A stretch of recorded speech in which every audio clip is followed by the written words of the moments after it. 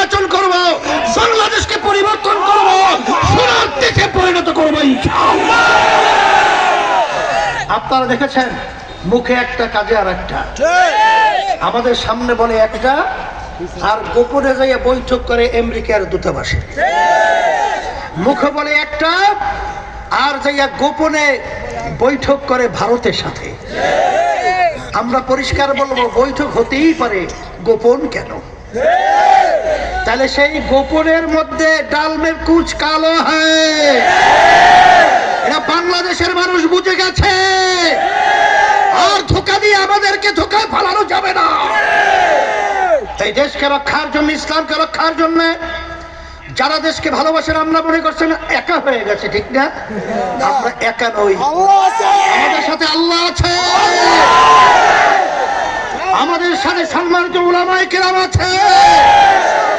যারা ইসলামকে ভালোবাসে তারা আল্লাহর ফজল আমাদের সাথে আছে। যারা দেশকে ভালোবাসে তারা আল্লাহর ফজল আমাদের সাথে আছে।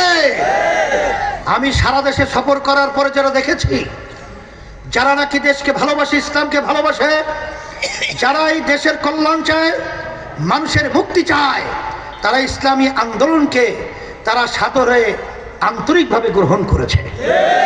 এখন সম্মানিত উলামায়ে কেরামদেরকে বলবো, ইসলাম প্রেমিক আমার ভাইদেরকে, মা বোনদেরকে বলবো, এবং যারা দেশকে ভালোবাসেন তাদেরকে বলবো, হয়তো অনেকে মনে করতে পারেন যে আজকে একা তারা কিভাবে বিজয় হবে। আমি পরিষ্কার বলছি, আপনারা সবাই যদি দেশকে ভালোবাসেন, ইসলামকে ভালোবাসেন, তাহলে আপনারা সবাই যদি একত্রিত হইয়া হাত পাকা প্রতীকে ভোট দেন, তাহলে তো আল্লাহর ফজল বিজয় হয়ে যায়। এখন মুখ বন্ধ করলে হবে না, আমাদের সকলের মুখ খুলতে হবে, সবাই রাস্তায় নামতে হবে।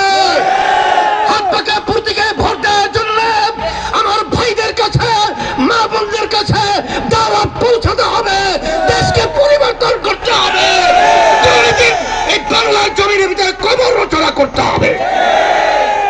আমরা সাথে সাথে সকলকে বলবো যে আমরা 54 বছর পর্যন্ত আমরা দেশ দেখেছি, আর বারবার মায়ের কোল খালি করতে চাই না, আমাদের দেশের টাকার বিদেশে পাচার করতে চাই না, আর ইসলাম নিয়ে তালবাহার আমরা দেখতে চাই না।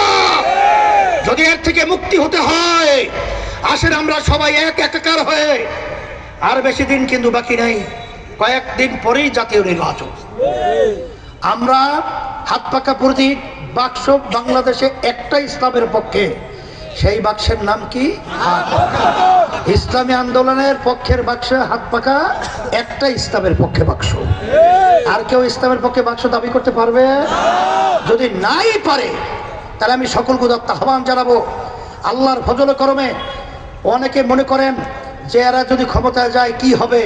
চরমনায় খবর নিয়ে দেখবেন, হিন্দুরা পর্যন্ত আজকে তারা বক্তব্য রাখছেন যে আমরা এই চরমনাইতে আমরা মায়ের কোলে সন্তান যেরকম থাকে এরকম আমরা এখানে বসবাস করছি। এই কথা ঠিক না বেঠি? আওয়ামী লীগের ভাইরা ভয় পায়, অন্য আমার ভাইরা ভয় পায়। আমাদের আপনার বক্তব্য রেখে গেছেন, আমাদের দায়িত্বশীলরা বক্তব্য রেখে গেছেন। আল্লাহর ফজল করবে ইসলামী আন্দোলন হাত পাকে যদি বিজয় হয়, যারা নাকি নিরপরাধ থাকবে তাদের কাউকে আল্লাহর ফজল করবে, কেউ তাদেরকে মিথ্যা কেস, কোনো ক্ষতি আল্লাহর ফজল করতে পারবে না ইনশাআল্লাহ। এবং এই দেশ স্বর্ণের দেশ হবে, সবার মুখে আল্লাহর ফজল করবে হাসি ফুটাতে পারবো ইনশাআল্লাহ। এ সাহস আল্লাহর রহমতে আমাদের আছে। সেই দিক থেকে আমি সকলকে আহ্বান জানাচ্ছি, সম্মানিত উলামায়ে কেরামদেরকে বলবো, এখন মুখ বুঝে থাকলে হবে না, তাহলে কিন্তু চোরায় মাল নিয়ে ভাগবে। মাঠ খালি থাকলে কিন্তু আগাছা জন্মাবে। ভালো জানেন, অন্তরে জানলেই শুধু হবে না, মুখ খোলেন এবং আপনার সাধ্য শক্তি অনুযায়ী কাজ করেন, তাহলে আল্লাহর ফজলে করবে সৎ হক ইসলাম বিজয় হবে ইনশাআল্লাহ। আপনাদের এত কষ্ট করে এখানে আসায় এবং এত সুন্দর একটা প্রোগ্রাম আপনারা করেছেন, আমি সকলকে ধন্যবাদ জানাই এবং ঘরে যাব এবং সকলকে দাওয়াত দিব। আর আমাদের প্রার্থীরা এখানে আসে, নরসিংদী আসন আমাদের আসনে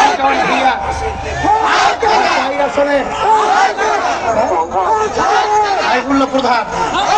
আচ্ছা হোসেন ভুইয়া, এরপরে বদরুজ্জামান, চেনেন তো? রশিদি পাস। আলহামদুলিল্লাহ, আল্লাহ রাব্বুল আলামিন এদেরকে বিজয় দান করুন। সবাই ভালো থাকেন, আমি দোয়া করি, আমিও দোয়া চাই আল্লাহ যেন আমাদের সবাইকে, এই দেশের মানুষের সবাই মুখে হাসি ফোটায়, ইসলামী আন্দোলন বাংলাদেশ হাত পাকা পর্যন্ত যেন বিজয় হয়। আল্লাহুম্মা আমিন। রব্বানা আতিনা ফিদ দুনিয়া হাসানাহ ওয়া ফিল আখিরাতি হাসানাহ ওয়া কিনা আযাবান নার বিরহমাতিকা ইয়া আরহামার রাহিমিন।